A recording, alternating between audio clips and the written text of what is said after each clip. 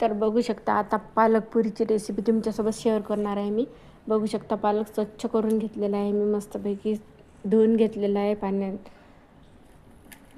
2 पाण्याने धुवून घेतलेला आहे मस्तपैकी. आणि असा तोडून घेतलेला आहे, हातानेच तोडला, चिरला काही नाही. आणि ज्यात त्या पालकाच्या काड्या वगैरे असतात त्या पण टाकलेल्या आहेत, तर कारण की त्याच्यामध्ये भरपूर विटॅमिन असते. आणि तन्वी प्रतीकच्या टिफिनमध्ये मी हे पहिल्यांदाच बनवल्या होत्या पालक पुऱ्या आणि खूप छान झालेल्या होत्या, तर म्हटलं तुमच्यासोबत शेअर करावं. बघू शकता हे काढून घेतलेलं आहे मी मिक्सरला, आणि 3 ते 4 याच्यात हिरव्या मिरच्या टाकल्या होत्या मी पालकमध्ये, आणि 2-3 लसूणच्या पाकळ्या टाकल्या होत्या.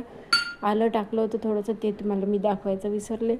आणि कोथिंबीर मी चिरून घेतलेली होती, हे असं बारीक काढून. आणि बेसन पीठ घेतलं होतं एक वाटी, आणि मीठ वगैरे टाकून घेतलं. आणि ही कणिक आहे, गव्हाची कणिक, आणि जेवढी कणिक याच्यात मावते तेवढा असा डो तयार करून घेतलेला आहे.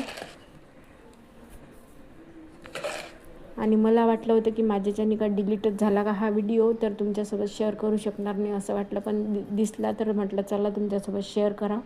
तर याच्यामध्ये मी ओवा, जिरं हे टाकून घेतलेलं आहे. त्याच्यानंतर मीठ, मस्तपैकी असा डो बनवून घेतला आपण.